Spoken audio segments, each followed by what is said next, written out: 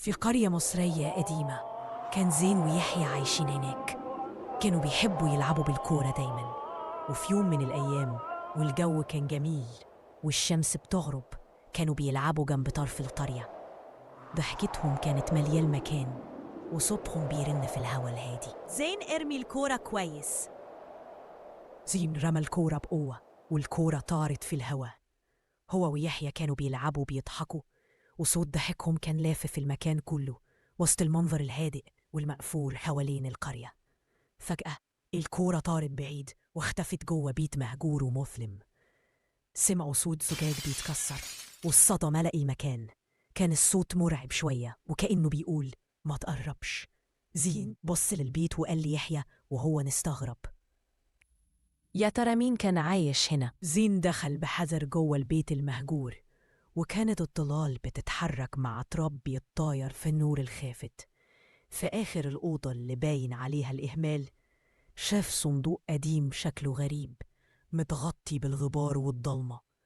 ملامح زين كانت مترددة، بس مد إيده ناحية الصندوق وكان فيه صوت غريب زي طنين خفيف كأنه بيناديه. فجأة سمع صوت خشخشة كسر الهدوء اللي حوالين المكان، وده زود فضوله أكتر. بهدوء فتح زين الغطا، ولما بص جوه لقى جعران ذهبي بيلمع شكله فرعوني وكأنه مخبي سر كبير مستنيه هو بالذات. زين همس وهو مذهول، يحيى شوف لقيت ايه؟ وفي لحظة مصيرية زين مد ايده ولمس الجعران الفرعوني القديم، وفجأة صح قوة غريبة مش باينة. يحيى كان واقف وبيبص بدهشة، والهوا ابتدى يتحرك حواليهم ووشه كان فيه مزيج من الذهول والخوف. الهوا اتشق كأن في حاجة جاية من عالم تاني.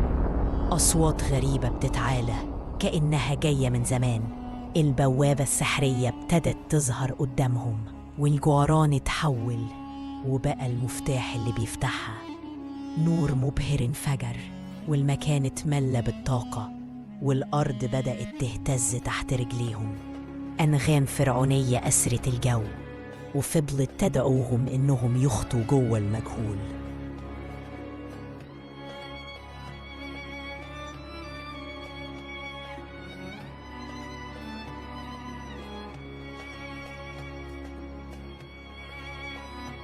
وفجأة لقوا نفسهم هما الاتنين في عالم تاني.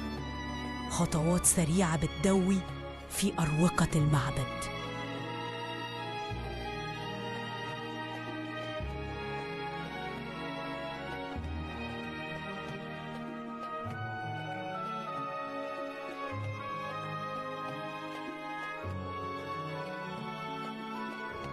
وفجأة ظهر الحارس المكنع، شكله مرعب وعينيه بتلمع شر. زين ويحيى ما صدقوش نفسهم، جريوا بأقصى سرعة، قلبهم بيدق ونفسهم بيجري أسرع منهم. قدروا يستخبوا وراه عمود قديم، بس الخطر لسه حوالين منهم. المغامرة ابتدت واللي جاية أكبر بكتير. لكن هل هيقدروا يهربوا ولا الحارس هيلاقيهم؟ استنونا في الحلقة الجاية من رحلة زين في أرض العجايب.